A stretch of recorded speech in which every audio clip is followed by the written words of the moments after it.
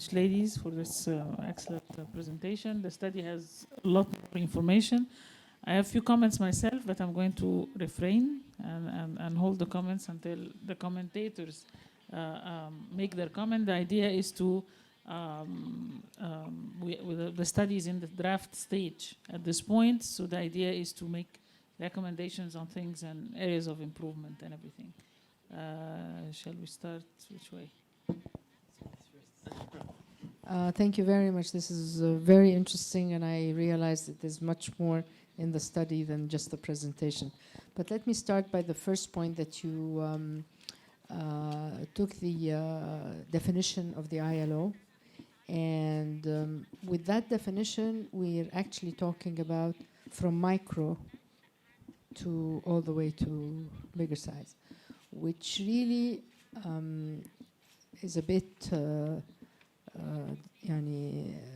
you need to divide the entrepreneurs that you have actually seen, the women, into which part of maturity stages the businesses are, because in each stage there is tremendous amount of differences that we need to address.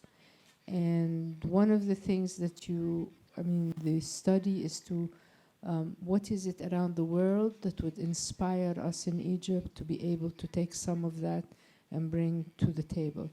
A lot of the things that you have put as recommendations, some of them have already been applied. Actually, most of them have been applied in the local market. So there's a lot that has been done over the past few years, which is interesting. I think the real lack is awareness. I mean, how do women get to know about what is out there, and how is it that they are able to access it, the formats, the using the different formats. So I think this is what I would like to see within the study of if we're able to categorize 3 different forms of it's micro, it's small, and it's not medium even, but bigger than small. And because each one is extremely different. And what is it that we can take from those as recommendations? Thank you. I see from the presentation, you have, how many women did you see? And that is a very small. I mean, to take 20 and have as a base really does not address what is required. And I would have liked to see in Morocco, if this is in Morocco, 3 different categories. In France, I want to see 3 different categories. And otherwise, what is it that I'm going to be picking up and taking from here is actually very little. So that's my first and hopefully my last comment.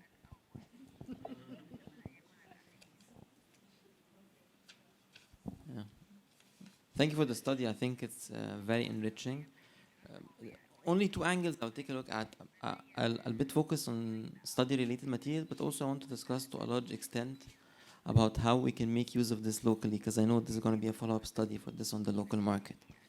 So, I mean, first thing, the 15 recommendations, when I read them, and the document is very heavy compared to the presentation. I think there's a lot of material. I advise you to read that. I would take the top 14 ones, and I would say they exactly apply to men in this country. So, I mean, if I would just take the other, there would be the exact same problems that we even discussed, like it would be a deja vu to another meeting talking about entrepreneurship in Egypt in general. So I think a focus of around trying to check the bias in each of the 14 would be a more direct approach, because the issue remains an issue. But I mean, if we see then what we call it an extra discrimination, that it might be highlighted rather than the positive sentiment, because a lot of people suffer from it on both genders. And I'd like to focus on item number 15, which is other. We had a brief discussion on this. And I believe in countries like Egypt, other relates to a lot of issues. I believe that issues like social protection and social justice is a very, very important angle when we talk about economic empowerment of women in this country. But in my business, I have 2,700 women, and I deal also through Ahead of the Curve with a lot of entrepreneurs.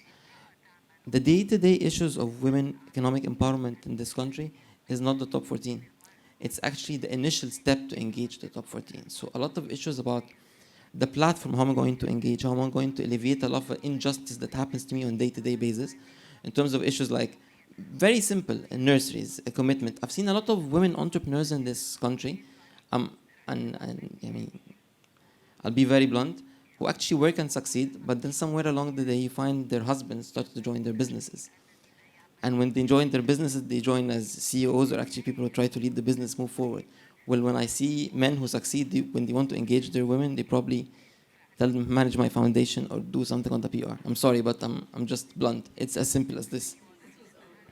It is a fact. This is what we see around. So the issue of social injustice and social protection needs to be really highlighted if we're going to talk about Egypt. Another angle which I think is very important is if we're going to translate this to an Egyptian context, the issue of formal versus informal becomes very important. Because if we just focus on formal in this country, I mean, we miss almost 2 to 3 different social classes immediately from the start. That's why I think we need to tap to this somehow, and I highly encourage that this includes in the Egypt focus.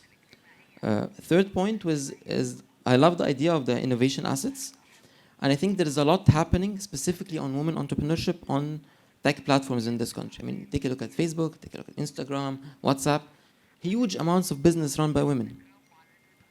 They're fully empowered, they have their platforms they run around, and they're not interested to formalize by any means. And there's a lot of stories happening there. I'd love to see a focus on this angle coming through. That's it, I'll try to brief. Actually, on the point that Mohamed is raising on the informal sector and formal sector, you mentioned that a lot of the self-employed women prefer to stay in the informal sector. And in reality, this is what we're seeing. And I think this is a very important focus on why we bring them into the formal sector, because of all the issues that we find. And so, I mean, I work a lot with many companies that most of the companies I invest in are women-led or women-managed. And that's one of the things is sometimes I say, oh my God, I've brought them into the formal sector and now I'm having hell. I wish I'd left them. I mean, and that's somebody who is a business-oriented person. I wish I'd left them in the informal sector as opposed to bringing them into the formal sector. So this is a very important point, is how do we try to eliminate a lot of the problems that the formal sector has. The first thing they say is taxes. Taxes. I mean, the issue of tax. And this is, I think, worldwide. And one of the reasons is they may want to disrupt their business at one point of time. I mean, work for a couple of years and then they take off and whatever. So this point which you raise is a very important sector and reason why most of the women really continue to be in the informal. So it'd be very interesting to see if in other countries, I know Brazil, for an example, went through a very huge formalization of a lot of how has it been? Has it been successful or has it not been successful? So it'd be very interesting to know how and what is it the kind of incentives that were provided in order to bring them into this formalization. I realize there's a lot of things that are there, but then this is one of the issues. The one other things that I rightfully hear you say and I see on a local level is that women tend to want to work with women incubators. And I mean, I see a lot of funds that are being created where they want to address women. And yet, I mean, I'm not women, myself, I'm not, I have my funds are not for women, and yet 80% of my businesses come with women. It's as though there is a comfort zone. That there is the women that's there. So it's actually a very important point to see if this is the reality, then maybe this is what should be, we should be taking into account as we create more of the many incubators that we're having locally. We tend to still focus on access to finance as the main point, which I do not think is the case. I mean, again, I come to the local stance. I do not think it is access to finance. It's much more the preparation, the administration, a lot of other things, but it is not access to finance, be it equity or be it debt, in all honesty. Thank you. Thank you. I want to add a few comments myself. I think there is one key sentence that was. I agree, by the way, with both of you. There's one key sentence that was mentioned, and I think it answers a lot of issues, and that's what is needed for women is a merit-based, transparent economy. Actually, this is what is needed for men and women. Okay, the minute you have an economy that's operating efficiently, where there is room for social mobility, where things are properly put, both are going to excel, and women are going to have their natural position, leaving on the side some cultural issues, related to men and women operation. But the issue rotates. Most of what you mentioned, as Mohamed mentioned, actually applies to men and women, and this is consistent also with what we have seen. Okay, this is very important. Another point, you mentioned that there are 20 women, and this is a very small sample. Yes, we realize that. But the idea was, and this is the approach that they did, and it's in the paper, but I think probably we need to add a bit more touches. Through the 20 cases, you have an entry point into a country. Okay, and like you have a case in Morocco. Yes, you are looking at the project. But as you look at the project, okay, you see the type of institutions that support this woman, the regulations that exist. So through the cases, the interest is not in the cases themselves, but rather in what is available in the country from institutions that support. I want to repeat few of the messages that are actually, I think, very, very critical. Communicating the success is something that we do not do very well, or we communicate the wrong success, to be honest. Yani when we communicate, we have women smiling in front of the camera. This is not what needs to be communicated. It's the project. It's not the female or her dress or whatever. It's what has been achieved. Okay, the infrastructure is of high interest for all and needed, badly needed, and this is something that we reached in a study that we did here at ECS at all governorate level. We found that infrastructure is critical for both, but particularly critical for women. It is tougher. It is tougher. And seeing the ICT and the internet as part of the infrastructure, not just the roads. Okay. I agree with Neveen completely that access to finance is not actually the most critical. If there is a good idea, a good project that has economic viability, the finance will come automatically. The issue is how to reach the good idea. You mentioned clearly that there's a role by the Federation of Women in different countries, providing training for women for a lot of things is critical. You mentioned, and it's in the study, there is a lot more about institutions that exist in different countries that support women, supporting part of the cost of training, team building, the incubators part. All of these are extremely relevant. Development agencies that work and so on and so forth. And having said this, let me show you something that we did here at ECS to support women, and it fits very much to everything that you were saying. We actually created a guide for women. Okay, a guide that has all sorts of information about SMEs, a psychometric test on how to start a business, all the steps that are involved, the papers needed, you name it, it's there. And we gave it to the agency for SMEs, and they actually adopted it, and we actually sent a copy also for the Women's Association, and Yomna is here, etc., because we found that information is a critical issue. If you have a good operating economy and you have information available for them, they will fly. And it obviously applies in other parts of the world as well. Okay. Let me now open the floor for questions and then give you a chance for comments at the end, please. Hi, thank you very much for this interesting presentation. My name is Basant Helmi. I have a non-profit organization and a company in Germany. I know Germany was not one of the countries where you interviewed business women, but let me give you one comment and an experience. When I established, 2-3 weeks ago, established a new company in Germany with a friend of mine from Egypt, and access to finance was not the issue, but opening a bank account was a huge obstacle, yeah, even in Germany. And it was not because of nationality or business plan or anything. The banks do not want to open bank accounts for startups or new companies. So just through our businesswomen network, which we have in Germany, we had the lawyer, the notary, and the bank account. So the power of networks, I really believe in it. And joining businesswomen associations gave us the access to opening the bank account. So this was one of the things I wanted to share with you. The second thing is I didn't see the term women on boards when you talked about public-private dialogues and engaging in, you know, in lobbying activities. We are addressing in the network. We have a network of businesswomen association in the MENA region in Algeria, Tunisia, Egypt, and Lebanon. And the topic of women on boards is one of the main issues we are addressing, because I think we lack this, and we lack, they are the decision makers. We have some in the banks. We have here a role model, Neveen Tahri, but we need to clone her, yeah, because there's really few of her and joining boards. So women on boards, I would recommend maybe to address it, you know, through your recommendations as well.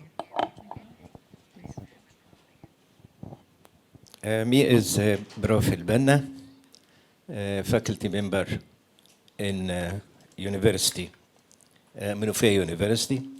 I have 4 short notes. First one is that if, as Dr. Abla said, if females or women represent 50% of our population or any population, but I would like to concern that the majority of these females or women live in countrysides and rural areas, so this will, we have to consider this point. The second one is that if we need to make business easy or tackle all these points or elements, I think that male and female must be considered. There is no difference, especially in Egypt. The difficult to do business is difficult for both male and female. The third point is the role of institutions or institutional framework, especially in Egypt. We must tackle with culture, beliefs that prevent women from doing business. The last one, Dr. Abla, that this manual which you have mentioned now, I would like to suggest a kind of partnership between your center and the university, especially all over the governorate in Egypt. Universities can play a very major role to raise awareness, to make training, give skills and knowledge for the rural women all over our country. Thank you very much.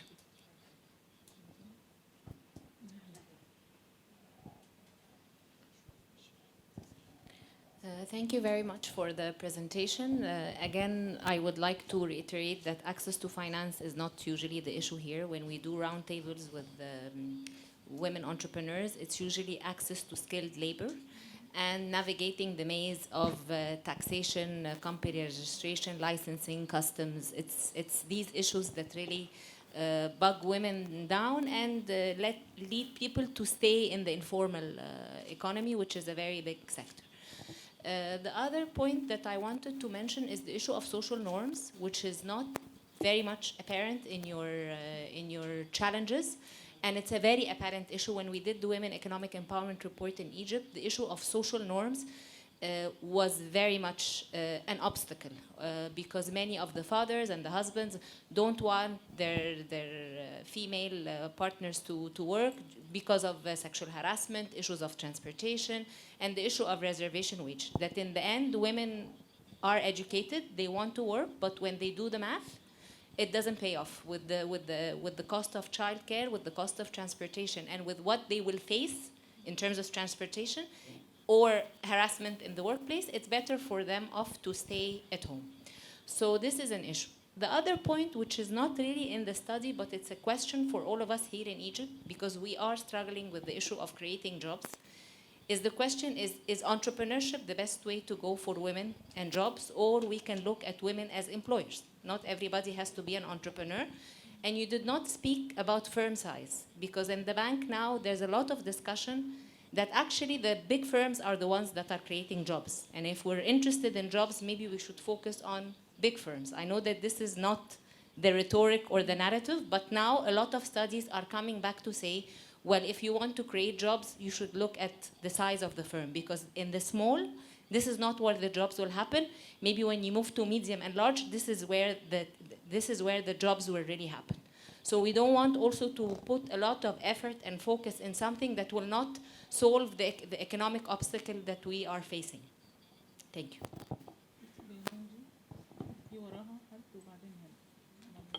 Hello, my name is Nermeen Mamish. I'm a member of Alexandria Business Association. And I agree with the gentleman and Mrs. Neveen that the financial issue is not the issue. The financial capability is not the issue to start. Because in my organization, not my company, the organizations that I'm a member in, which is ABA, we fund like 1 billion Egyptian pound every year with nearly no interest for macroeconomic finance projects. So we do provide, and a lot of other entities, of course, not only us in Egypt, do provide a financial issue for the ladies. And also the presentation, I think that a lot of what mentioned in the presentation, if we apply it to our Egyptian society, it applies to both men and women. We do both all these difficulties. I started my company like 15 years ago, and I think me and every other guy face the same problems of bureaucracy, regulation, taxes, high turnover of employee after being trained. So also the small number of the sample of the presentation makes it more difficult that you generalize the results. Not like 15, 20 women from scattered countries, it's not very easy to apply the results or the recommendations. That's it. Thank you.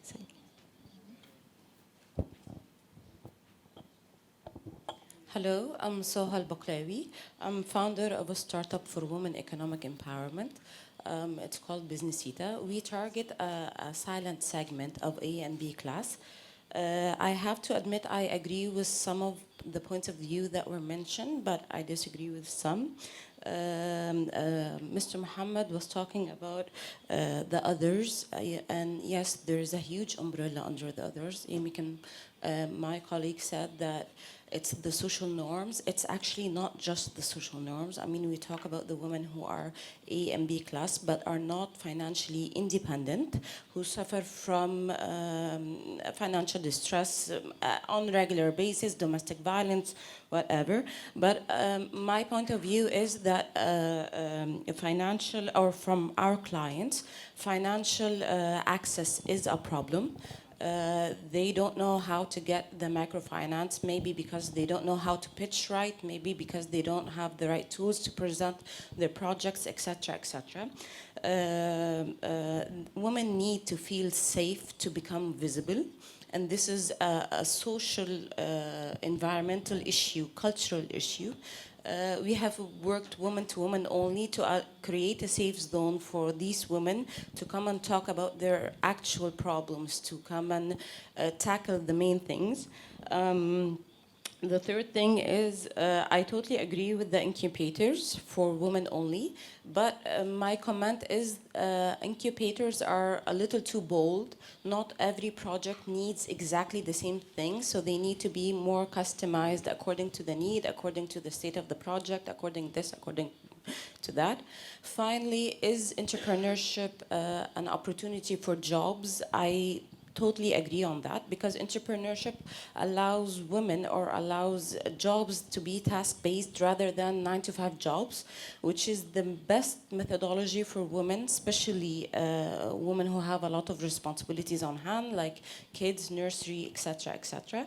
But I have to agree that sadly, a lot of women do not get what it takes. I mean, they face a lot of obstacles here and there, but they're not well paid off, so they take the easy side and just step back. Okay.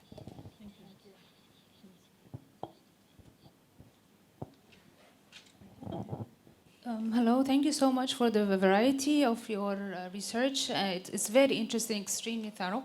My name is Maha Mustafa, and I'm an assistant professor at the American and Canadian University. I have noticed that despite women being more educated now than before, yet this education is not translated into the employment, in male-oriented sector, let alone the pay. And this is a worldwide issue. Now, most of the problems lie, especially in the Middle East, in the cultural aspects. And as Mrs. Nahla said, the social reforms. The social norms. Added to that is the political will and the stakeholders, and especially women and young people themselves.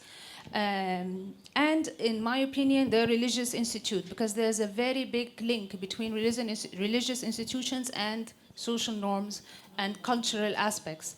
And because of that, we need awareness, a lot of awareness. Now, when I was young, so many years ago, I used to see a lot of ads on the Egyptian television advertising for women backup. And there was a very big advertisement like women support, female support. A father having a son and a daughter, and people telling him that he's so unlucky. But then the ad ends with the father supporting the daughter, and the daughter becomes an engineer, and he's so proud of her. And then all of these things stopped. And things actually got worse in Egypt, and harassment, transportation issues, and it's just becoming so awful for the female even to walk on the streets, let alone to go and participate.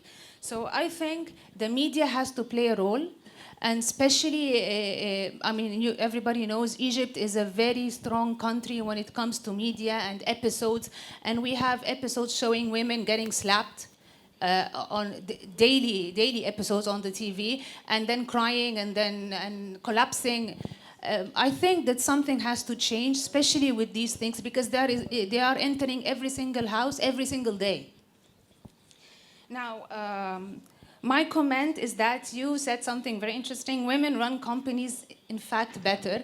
And there was a report, and it was actually issued by the IMF, that has said that if the women were running the financial banking sector in the US, it wouldn't have collapsed in 2008, and the Lehman brothers should be called the Lehman sisters. Thank you so much. Elementary, my dear ones. طب in the back, منال هناك الأول. منال وبعدين. Thank you very much. My name is Manal Abdelmenem. I'm operating mainly in Africa. I'm a member of the African Women Leader Network. And I've worked a lot with the African Development Bank and African Bank, et cetera, And Africa, for the comment I have here, I didn't see much on what Africa is doing in terms of fund for women, because they just launched, actually, the UN ECA, they have launched the Women Fund for Women. But what is very important that I would like to see it in the study, backward, I totally agree with Ms. Neveen Tahri that the access to finance is not a problem. What we're trying to do in Africa is to have more of a corporate platforms, even if it's one woman, just to have some paper at least to go and have recognition that it exists. So actually after that they can inherit the business. But the African Development Bank, at one point, they had a very important fund for women, but nobody really used it. They wanted to do another one. It was not approved on the board of directors of the bank because the first fund was not utilized.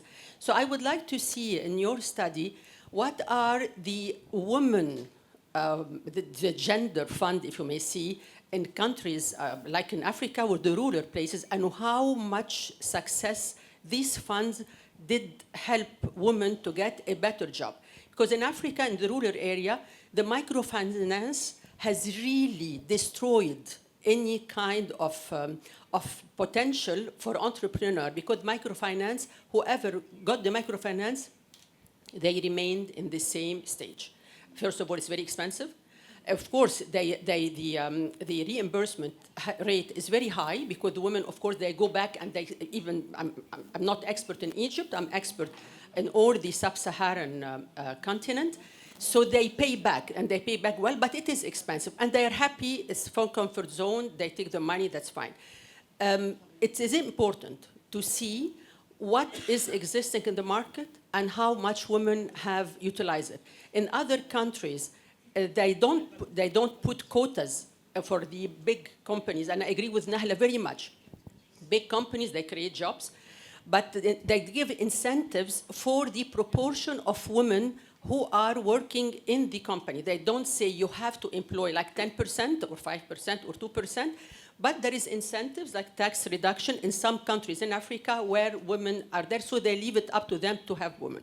So just if you can add just a kind of comparison, what happened with the existing women-led and women-oriented funds and how the disbursement took place so far, and what were the pros and cons because that exist, and it will be good for the study. Thank you very much. The last 2 points. Yomna Shredi, please. Yes. Yomna Shredi, President of Business Women of Egypt and entrepreneur myself. So I think when we start talking about BDS and that we all graduate, men and women, graduate from university and we don't know how to start a business. We all study something, there is something called School of Becoming a Businesswoman or a Businessman. And this is what, there is a big gap because there is some link between universities and industry in many countries. Here, if you have a challenge or a question, you have to solve it yourself. You make a mistake, you solve it, and this is a big challenge for many startups and many SMEs, and this is why there is a lot of dreamers and there is a lot of people who are not going to be accomplishing themselves. And this is where I see the BGS services or business organizations fit in. They can answer a lot of these questions or mentor a lot of the startups to help them get started. And this is where I feel there is plenty of potential for BGS platforms and service providers to overcome all these obstacles of how to become a businesswoman or a businessman or how to encourage entrepreneurship per se. There is nothing that answers the practical challenges that we face every day. There is nothing that could reply to us about the kind of where we get this supplier or how to get this packaging or how to establish a shelf life of a product or how to really connect to supply chains. All these things are separate islands and there is nothing that connects them. And this is what we try to do, to connect all these dots and to try to help women entrepreneurs to try to reach their potential. Any woman or any man who are unable to reach their potential, there is a lot of frustrations and there is a lot of unfulfilled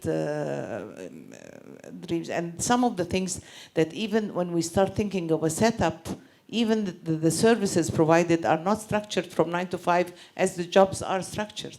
You find most of the things that could support these women and support this thing, and the setup of the region is that she has to be a successful woman, but a successful mother and a successful wife. So I think there is something that has to integrate all this into one system to help all these women accomplish the potential of those education and those women that we are calling for. We need to connect the dots. Thank you. Thank you very much. Last point here, please. Thank you. My name is Viviana. I'm from Equatorial Guinea Embassy.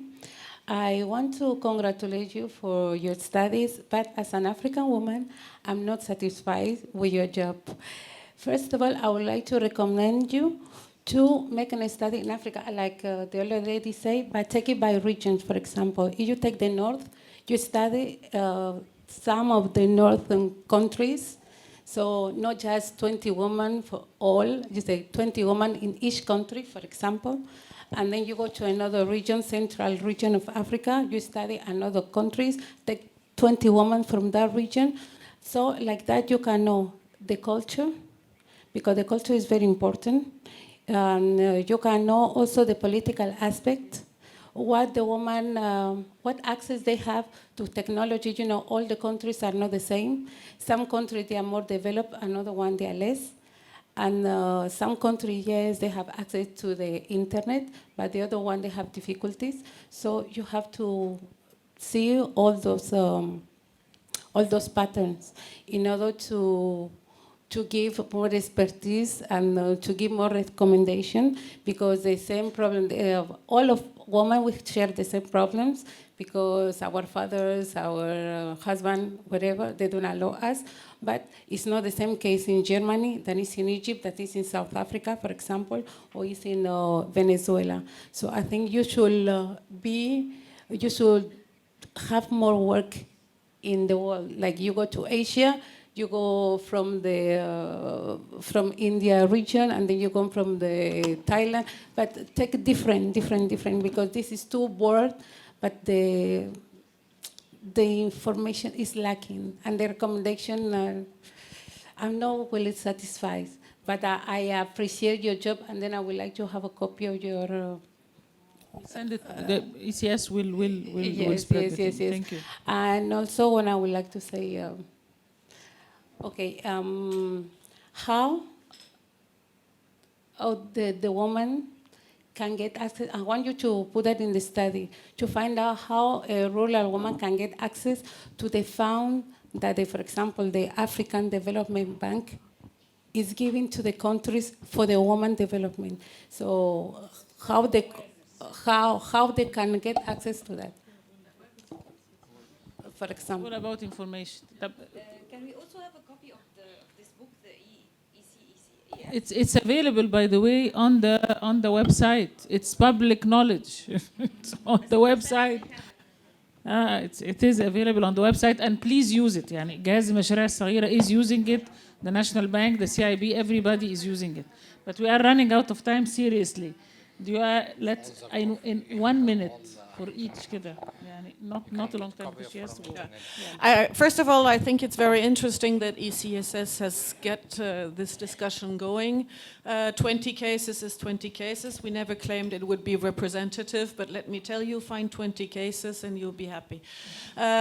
This being said, we were not doing a study on individual regions. What we found is commonalities, and we didn't expect to find that. And I have been in this region for 10 years, and today I tell people working on gender nets for women that they should go global, because the issues are global and you learn from good lessons worldwide. I cannot go into each and every debate.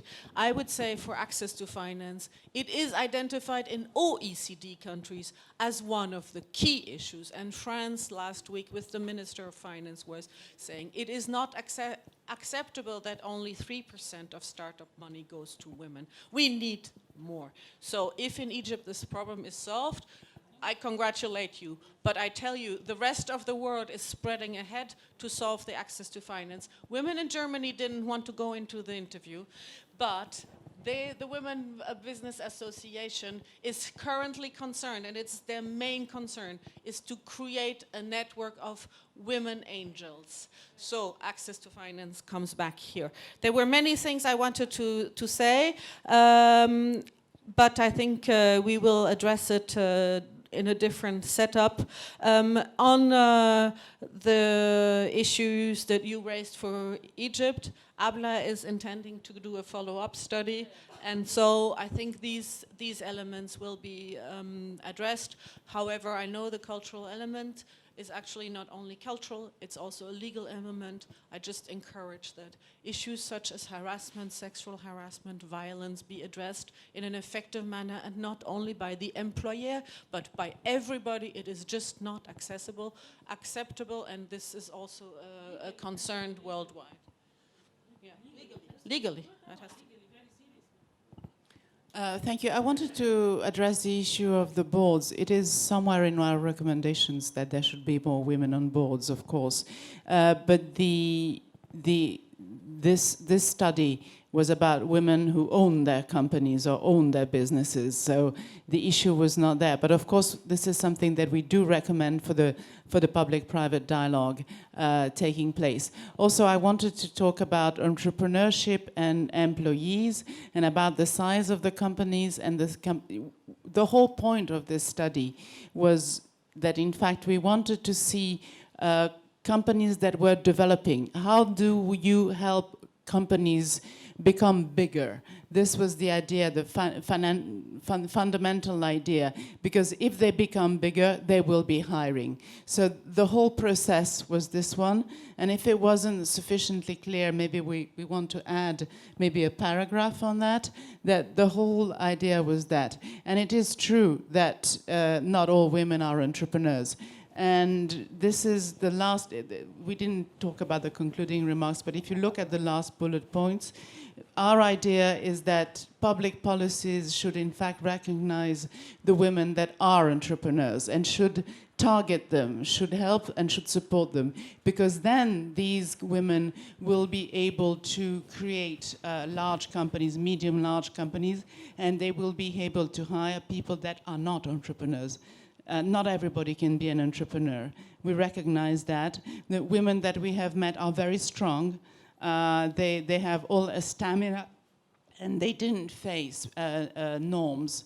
But this is another issue that we didn't find. Of course, there are others that certainly did have problems, but the ones that we have met did not. It's probably luck. We don't say that it doesn't exist, of course. And this is the main issue that I wanted to raise on this. I think just on entrepreneurship, a last thing on BDS. BDS is important for those people that don't manipulate the economic elements. Recently, a woman doctor from an Arab country living in Paris said to me, I want to become an entrepreneur, how do? I presented them to Les Premières and she got basic information. So yes, there is a need for this in order to develop entrepreneurship. I have to rush. I just want to point out on the women on boards. Recently, the stock exchange mandated by law that on every single listed company there is at least one woman on board, which is a very good thing. And there's a number. Excuse me? Oh no, it's not enough. But Oh, it's. I mean.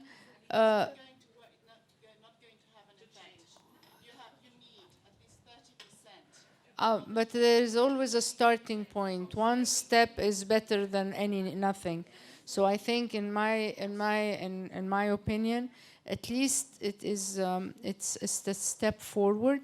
And at the same time, I mean, I sit on the AUC strategic board or a business school, and on a number of other places where actually there is preparation for women to sit on boards, and there are courses that are being done specifically for women to sit on boards, which is an excellent thing because men are not required to do that. So the women already do their work without having to have that, and yet it is an even added advantage for women that they have this corporate governance knowledge before they enter the board. So there is some, I mean, a lot of the things that you've mentioned, we've taken steps in. It's a long way, it's true, but it's always a good thing that you have this one step forward in order to take it forward.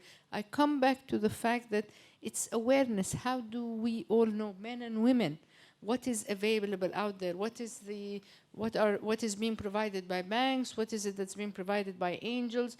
We keep saying that there is a map, there's an investment bank, and there is whatever, but there isn't enough to reach the, as you say, the governorates where women are really there, because maybe this is where the segregation of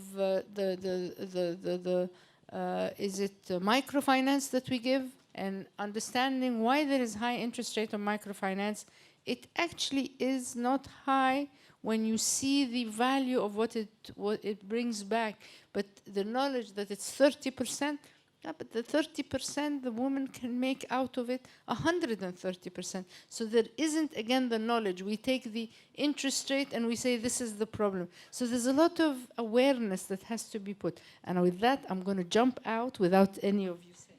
Okay.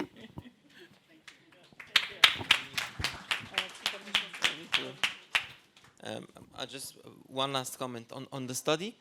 I think when with guests present in the introduction, maybe you should put more weight, as Dr. Abla said, on the fact that that's a comparative review of the macro indicators in 9 to 10 countries rather than just focus on the 20 sample, because it's not indicative on the richness of this exercise. That would be my 2 cents on this. The last thing, I would also advise to do something. There's an exercise I personally did, and I would love that you take a look at it. Look at the direct correlation between the education indices in terms of ranking of the countries in the world and the correlation to the economic empowerment of women. That's the most direct correlation you're going to see. Pick the top 10 and the low 10, you're going to find them exactly identical in terms of economic empowerment and ability of women to go. Educational system is what empowers women. The way they're raised, the way they're behaved, the way they're taught is what will make them successful entrepreneurs at the end of the day, and not just entrepreneurs, I mean, even workers going forward. Thank you. Very quick points. Like I said, the guide is available on the internet. We are currently assessing how it was used for the last year. Okay, I would be very glad if the university uses it. We can, and please spread the word that it is there. It is doing BDS. It has all the information that is needed by women, irrespective of the size. By women and men. This is why we have at the last page a guy actually to show that it's not only for them. This is very important. Big companies, yes, are the employers. We did a study on vocational training lately. Yes, the biggest employment is by big, but the highest rate of growth of the employment is still coming from the small. So because we have a tendency in this country to throw something away and then go to the other and then at the end get lost okay? When we say access to finance is not the problem, you misunderstood. It's not the first problem. If the idea is there, it's a good project, there will be finance. But the startups do not have the good ideas in the first place because the problems that are faced by women are primarily in the ideation stage. This is where they need to be educated, and this is where they need to be informed. This is where they need to have references and people from the industry to go to, okay? Well, if this part is taken care of, the access to finance will not be a problem. But as long, we cannot look at access to finance as being the first one, you have to be able to finance a project of some kind. Africa is a very key element. It's a study in its own right. We're doing a lot of work on Africa already, and I will be happy to tell you about it. It's a separate study. And again, like I said, I agree with Mohamed, the entry point to the study as we go to the next stage should be that we are not focusing on the 20 little women, all right? We are looking at the institutions that are in the different countries through exploring those experiences, yes. The last thing I want to mention, and it's actually very interesting and it's a good way of finishing this, I was a member of the 50 people who wrote the Constitution in this country in January 2014. And I have to tell you that when we were discussing the articles of women, we spent an incredible amount of time because of all the guys. And we were 55 women and 45 men. Okay? All of them were against having strong status for women. And I remember very well saying, we are 50% of the population. They say, yes, sure. Okay. Then we need to be 50% in the parliament. They say, no, are you guys nuts? Are you crazy? And it was not the Azhar or the church or even the Salafis that were saying that. The ones who were saying that were actually the most liberals in the group. So there is an issue about men being a bit threatened, actually, and not giving the full information to women when they are talking about them getting involved somewhere.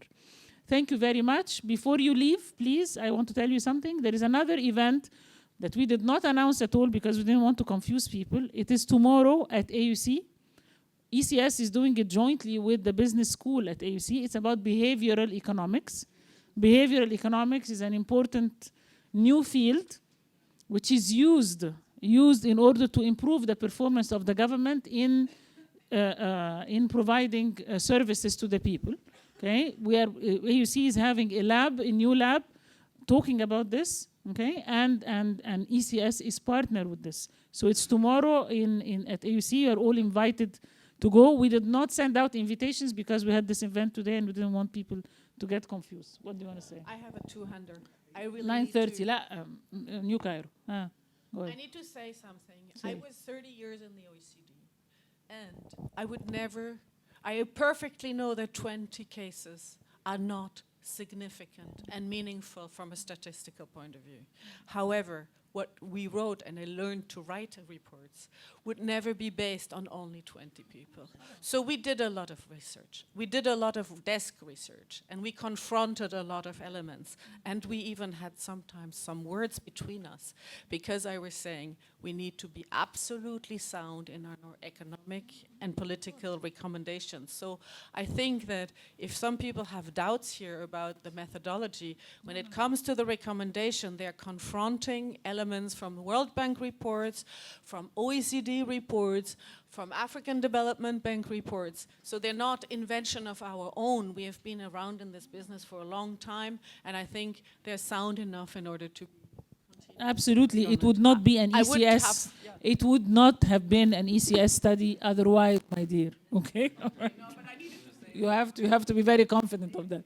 Thank you very much, and if you can come tomorrow, please do that. Okay. Thank you.